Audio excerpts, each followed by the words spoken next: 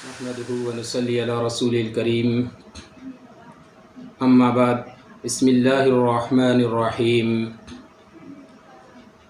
كتب عليكم الصيام كما كتب على الذين من قبلكم لعلكم تتقون وقال تعالى ولتكبروا الله على ما هداكم ولعلكم تشكرون صدق الله العظيم رب اشرح لي صدري ويسر لي امري واحلل عقدة من لساني يفقهوا قولي۔ اے ایمان والو، تم پر روزے فرض کیے گئے جس طرح کہ تم سے پہلے لوگوں پر فرض کیے گئے، تاکہ تمہارے اندر تقوی پیدا ہو۔ اللہ تعالیٰ نے قرآن مجید میں روزے کے 3 مقصد بیان فرمائے۔ پہلا مقصد کہ تم پر روزے فرض ہیں تاکہ تمہارے اندر تقوی پیدا ہو، لعلکم تتقون، تاکہ تم پرہیزگار بن جاؤ، تمہارے اندر تقوی پیدا ہو۔ تقوی کا کیا معنی ہے؟ تقوی کسے کہتے ہیں؟ تقوی کا مختصر مفہوم اس جامع حدیث سے واضح ہو جاتا ہے جو حضرت کعب رضی اللہ تعالیٰ عنہ کے حوالہ سے منقول ہے۔ ایک مرتبہ حضرت عمر رضی اللہ تعالیٰ عنہ نے حضرت کعب رضی اللہ تعالیٰ عنہ سے فرمایا کہ تقوی کا مفہوم واضح کیجئے۔ حضرت کعب رضی اللہ تعالیٰ عنہ نے فرمایا کہ آپ کا گزر کسی ایسے راستے سے ہوتا ہے کہ جس راستے پر کانٹے دار گھاس اور جھاڑیاں ہوں۔ عمر رضی اللہ تعالیٰ عنہ نے فرمایا کہ بارہا ایسے راستوں سے گزرتے ہیں۔ تو حضرت کعب رضی اللہ تعالیٰ عنہ نے پوچھا کہ پھر آپ ایسے راستے سے کیسے گزرتے ہیں، کیا تدبیر کرتے ہیں؟ تو اس پر حضرت عمر رضی اللہ تعالیٰ عنہ نے جواب دیا کہ اپنے کپڑوں کو سمیٹ کر اپنے آپ کو ان کانٹوں اور جھاڑیوں سے بچاتے ہوئے گزر جاتا ہوں۔ تو اس کے جواب میں حضرت کعب رضی اللہ تعالیٰ عنہ نے فرمایا کہ یہی تقوی کا مفہوم ہے، یعنی زندگی کے اس راستے پر گناہوں، نافرمانیوں کے اور خواہشات کے جو کانٹے اور جھاڑیاں ہیں، ان گناہوں، نافرمانیوں اور خواہشات کے کانٹوں اور جھاڑیوں سے اپنے آپ کو بچا کر اپنی زندگی گزارنا ہی تقوی ہے۔ یعنی اپنے آپ کو خواہشات کے باوجود اپنی ناجائز خواہشات پر عمل نہ کرنا، طاقت اور موقع کے باوجود اللہ کی نافرمانی اور گمراہی اور شرک اور کفر اختیار نہ کرنا، کسی پر ظلم و زیادتی نہ کرنا، محض اللہ کی رضا کے لیے، اللہ کے ڈر کی وجہ سے، یہ تقوی ہے۔ تو روزے کا پہلا مقصد اللہ رب العزت نے بیان فرمایا کہ لعلکم تتقون، تاکہ تمہارے اندر تقوی پیدا ہو جائے۔ روزے کو اللہ تعالیٰ نے کیوں تقوی کے ساتھ خاص کیا؟ حالانکہ باقی عبادات کی وجہ سے بھی انسان کے اندر تقوی پیدا ہوتا ہے، باقی عبادات بھی رب تعالیٰ سے تعلق کا ذریعہ ہیں، لیکن روزے کے لیے خاص اللہ تعالیٰ نے فرمایا کہ لعلکم تتقون، اس لیے کہ باقی عبادات کا تعلق جس طرح باطن کے ساتھ ہے، جس طرح دل کے ساتھ ہے، اس طرح ظاہر کے ساتھ بھی ہے۔ ایک آدمی نماز پڑھتا ہے، ایک آدمی اللہ کے راستے میں مال خرچ کرتا ہے، زکوٰۃ ادا کرتا ہے، حج کرتا ہے، یا دوسری کوئی عبادت کرتا ہے، تو اس کا تعلق ظاہر کے ساتھ بھی ہے کہ لوگ بھی اسے دیکھ رہے ہیں۔ جس طرح باطن کے ساتھ اس کا تعلق ہے، اس کا تعلق ظاہر کے ساتھ بھی ہے۔ اگرچہ ایک آدمی اپنی نیند کو قربان کر کے نماز کے لیے اٹھتا ہے، گرمی اور سردی کا خیال نہیں کرتا اور نماز ادا کرتا ہے، اسی طرح اپنا قیمتی سرمایہ خرچ کرتا ہے، اللہ کا حکم آ جاتا ہے تو اپنا مال اللہ کے راستے میں زکوٰۃ اور صدقات میں خرچ کرتا ہے، حج کے لیے خود بھی مشقت برداشت کرتا ہے اور اپنا مال بھی اس میں صرف کرتا ہے۔ ان کے اندر بھی تقوی ہے، لیکن ان کا تعلق چونکہ باطن کے ساتھ، ظاہر کے ساتھ بھی ہے۔ اور روزہ ایک ایسی عبادت ہے کہ جس کا سراسر تعلق باطن کے ساتھ ہے۔ اگر ایک آدمی بظاہر لوگوں کے سامنے کھانا پینا نہ کرے اور تنہائی میں جا کر کھا پی سکتا ہے، تنہائی میں جا کر اگر وہ کھا پی لے اور باہر لوگوں کے سامنے آ جائے تو کسی کو پتہ نہیں چلے گا۔ نماز اگر وہ نہیں پڑھے گا تو لوگ اس پر اعتراض کریں گے، لوگ کہیں گے کہ یہ نماز نہیں پڑھتا، اس کے اوپر زکوٰۃ فرض ہو چکی ہے، یہ زکوٰۃ ادا نہیں کرتا، اس کے اوپر حج فرض ہے لیکن یہ حج ادا نہیں کرتا۔ لیکن روزے کے بارے میں چونکہ اس کا تعلق محض باطن کے ساتھ ہے، روزے کے بارے میں کسی کو نہیں پتہ چلے گا کہ یہ روزہ حقیقت میں روزے سے ہے یا اس کا روزہ نہیں ہے۔ لہٰذا جب ایک آدمی باوجود قادر ہونے کے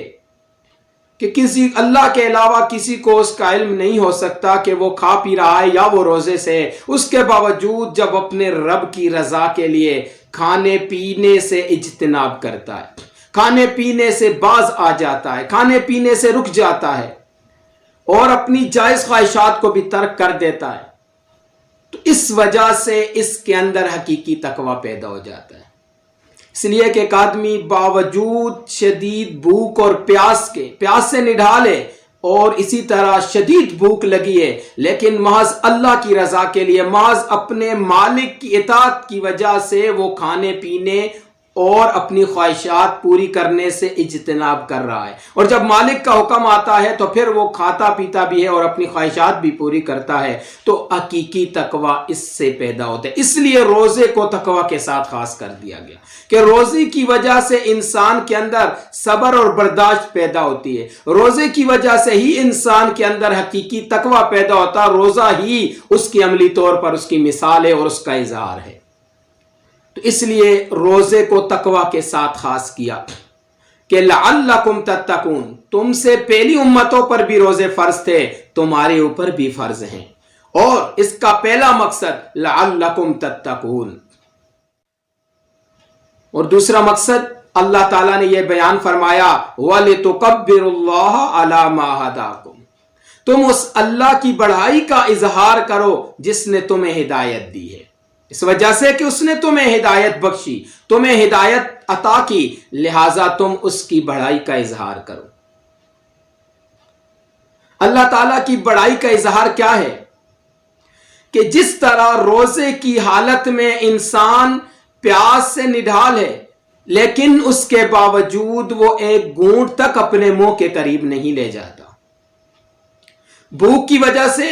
اس سے بات نہیں ہو رہی، وہ چل پھر نہیں سکتا، چلنے پھرنے کے قابل نہیں ہے، کمزور ہو چکا ہے اور بھوک کی شدت سے نڈھال ہے، لیکن اس کے باوجود ایک لقمہ تک اپنے منہ میں نہیں لے جاتا، اس لیے کہ میرے مالک کا حکم ہے۔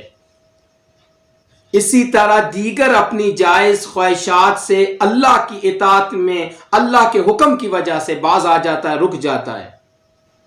اور اس بات کا اظہار کرتا ہے، اس بات کا وعدہ کر رہا ہوتا ہے، اس بات کا عہد کر رہا ہوتا ہے کہ یا اللہ جس طرح تیرے حکم کی وجہ سے تیری اطاعت میں جائز اور حلال چیزوں کو میں صبح سے شام تک نہیں کھاتا، اسی طرح میں تیری بندگی اور اطاعت اختیار کروں گا اور تیری عزت اور بڑائی کا خیال کروں گا، اپنے آپ کو تیرا غلام سمجھوں گا اور اس کا اظہار کروں گا، اور جس طرح حلال چیزوں سے پرہیز کرتا ہوں زندگی بھر حرام کے قریب بھی نہیں جاؤں گا۔ یعنی حرام تو حرام، جب تیرا حکم آ جاتا ہے تو میں حلال چیزوں سے بھی اجتناب کرتا ہوں، حلال چیزوں کو بھی نہیں کھاتا۔ گویا روزے کے ذریعے سے انسان اللہ سے عہد بھی کر رہا ہوتا ہے کہ میں تیری رضا کی خاطر تیری اطاعت میں حرام تو بڑی بات، میں تو حلال تک چھوڑ دیتا ہوں، میں اپنی خواہشات، اپنی بھوک اور پیاس سب کچھ قربان کرنے کے لیے تیار ہوں۔ یہ ایک عہد بھی کرتا ہے انسان، اور یہ اللہ کی بڑائی کا اظہار بھی ہے۔ لیکن یہ اللہ کی بڑائی کا اظہار عید کا چاند نظر آتے ہی ختم نہیں ہوتا، بلکہ اللہ کی بڑائی کا حقیقی اظہار یہی ہے کہ انسان جس طرح رمضان کے اندر روزے کی حالت میں اللہ کے حکم کی اطاعت میں جائز چیزوں کو بھی چھوڑ دیتا ہے، اسی طرح باقی کا سارا سال اللہ اور اس کے رسول علیہ السلام کی اطاعت میں ناجائز اور حرام کاموں سے اجتناب کرے۔ یہ اللہ کی بڑائی کا اظہار ہے۔ لیکن اگر رمضان ختم ہوتے ہی وہ حلال اور حرام کی تمیز نہیں کرتا، وہ پہلے کی طرح جانوروں سے بڑھ کر زندگی گزارتا ہے، تو یہ اللہ کی بڑائی کا اظہار نہیں ہے بلکہ اللہ تعالیٰ سے بغاوت ہے۔ حالانکہ روزے کا مقصد ہی یہی ہے کہ اللہ کی بڑائی کا اظہار کیا جائے۔ اور تیسرا مقصد یہ بیان فرمایا لعلکم تشکرون، اور تاکہ تم اس رب کا شکر ادا کرو۔ شکر کہتے ہیں کہ کسی کی تھوڑی سی نعمت کی بھی قدر شناسی کرنا اور اس کا اعتراف کرنا۔ تو پھر وہ اللہ تعالیٰ کہ جس نے تمہیں یہ مواقع میسر کیے کہ تم اپنے گناہ بخشوا سکو، تھوڑے سے عمل سے انتہائی زیادہ اجر و ثواب پا سکو، اور اس کے علاوہ جو بے شمار نعمتیں اور زندگی تمہیں عطا کیے، اس رب کا شکر ادا کرو۔ ہم سے پہلے کئی لوگ تھے جو پچھلے رمضان میں یا اس سے پچھلے رمضان میں ہمارے ساتھ موجود تھے، آج وہ لوگ ہمارے ساتھ نہیں ہیں۔ آج وہ لوگ یہ اجر نہیں کما سکتے جو ہم اجر حاصل کر رہے ہیں۔ اس لیے اللہ تعالیٰ کی تمام نعمتوں کو غنیمت جانے، اور پھر اس رمضان کی برکت کو غنیمت جانے، اور پھر اللہ تعالیٰ کی نعمتوں کا شکر ادا کرے۔ اور شکر کا تعلق دل کے ساتھ بھی ہے کہ دل سے شکر ادا کیا جائے، دل سے اعتراف کیا جائے اللہ تعالیٰ کی نعمتوں کا۔ اور شکر کا تعلق زبان کے ساتھ بھی ہے کہ زبان سے بھی اس کا اقرار و اعتراف کیا جائے۔ اور اسی طرح شکر کا تعلق اعمال کے ساتھ بھی ہے کہ عمل سے بھی اس کا اظہار کیا جائے۔ اور اللہ تعالیٰ کی نعمتوں کا عملی طور پر اظہار یہی ہے کہ ایک انسان اللہ تعالیٰ نے جسے نعمتیں دی ہیں، جو چیزیں اسے عطا کی ہیں، ان کو جائز کاموں میں صرف کرے، اور اللہ تعالیٰ کے بتائے ہوئے طریقوں پر چلے، اور اپنی زندگی میں ان چیزوں کو استعمال نہ کرے، ان کاموں میں اللہ تعالیٰ کی نعمتوں کو نہ لگائے جو ناجائز اور حرام ہیں۔ اللہ تعالیٰ نے مال دیا، جوئے پر لگانا، اسی طرح ناجائز کاموں پر لگا لینا، یا ایسے بہت سارے معاملات ہیں کہ جو انسان جن کو کرتا ہے اور اللہ تعالیٰ کی نافرمانی میں چلا جاتا ہے اور ناشکری کرتا ہے۔ شکر کا مقابل کفران ہے، کفر ہے، ناشکری ہے، اور وہ صرف اللہ تعالیٰ کو انتہائی زیادہ ناپسند ہے کہ ایک آدمی اللہ تعالیٰ کی جب بغاوت کرتا ہے، جب اللہ کی زمین میں رہ کر اللہ کی نعمتیں استعمال کرنے کے باوجود جب اللہ تعالیٰ کے حکموں سے سرکشی کرتا ہے، تو وہ اللہ تعالیٰ کی نعمتوں کی ناشکری کر رہا ہے، کفر کر رہا ہے۔ اور جو شخص اللہ کی اطاعت اور بندگی میں زندگی گزارتا ہے اور اپنے آپ کو نافرمانیوں سے، گناہوں سے بچاتا ہے، وہ آدمی اللہ تعالیٰ کی تمام نعمتوں کا شکر ادا کر رہا ہے۔ تو لہٰذا روزے کی 3 مقاصد بیان کر دیے۔ پہلا مقصد لعلکم تتقون، دوسرا مقصد کہ تم اللہ کی بڑائی کا اظہار کرو، اور تیسرا مقصد کہ اللہ کی نعمتوں پر اللہ کا شکر ادا کرو۔ اب تقوی کا تعلق تو حقیقت میں دل کے ساتھ ہے۔ نبی علیہ الصلوۃ والسلام نے فرمایا التقویٰ ہاہنا، کہ تقویٰ یہاں پر ہے، تقویٰ کی ابتدا یہاں سے ہوتی ہے کہ ایک انسان اگر اللہ کی رضا کے لیے کام نہیں کرتا، لوگوں کے دکھلاوے کے لیے کرتا ہے، تو وہ تقویٰ نہیں ہے، چاہے کتنے ہی اچھے کام کیوں نہیں کرتا، یا لوگوں کے ڈر کی وجہ سے، لوگوں کی رسوائی کے طعنوں کی وجہ سے کسی برائی سے رکتا ہے، تو یہ بھی تقویٰ نہیں ہے۔ تو تقویٰ کا تعلق حقیقت میں دل کے ساتھ ہے کہ انسان اللہ کی اطاعت میں، اللہ کی رضا کے لیے ہر قسم کے ناجائز اور حرام کاموں سے اجتناب کرتا ہے اور انہیں چھوڑ دیتا ہے، اور عمل کے ذریعے سے اس کا اظہار ہے کہ ایک آدمی کے اندر جب تقویٰ پیدا ہو جاتا ہے تو برائی سے اسے نفرت ہو جاتی ہے اور اچھائی کی طرف وہ مائل ہو جاتا ہے اور اسے اس اچھائی سے محبت ہو جاتی ہے، اور اسی صورت میں وہ آدمی حقیقی مومن اور مسلمان ہے۔ اس لیے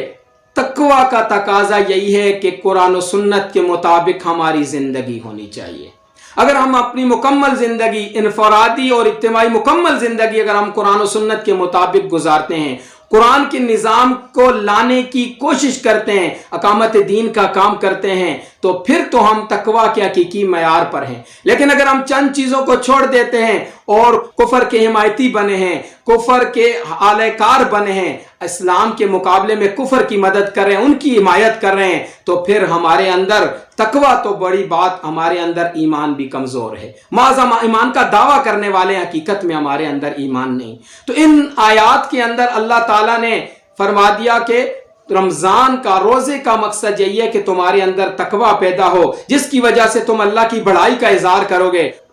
اللہ اور اس کے رسول کی مکمل اطاعت کرو گے اور نافرمانیوں سے بچو گے اور اللہ کا شکر ادا کرو گے۔ یہی روزے کا مقصد ہے۔ اللہ تعالیٰ سے دعا کہ عمل کرنے کی توفیق عطا فرمائے۔ وآخر دعوانا الحمدللہ رب العالمین۔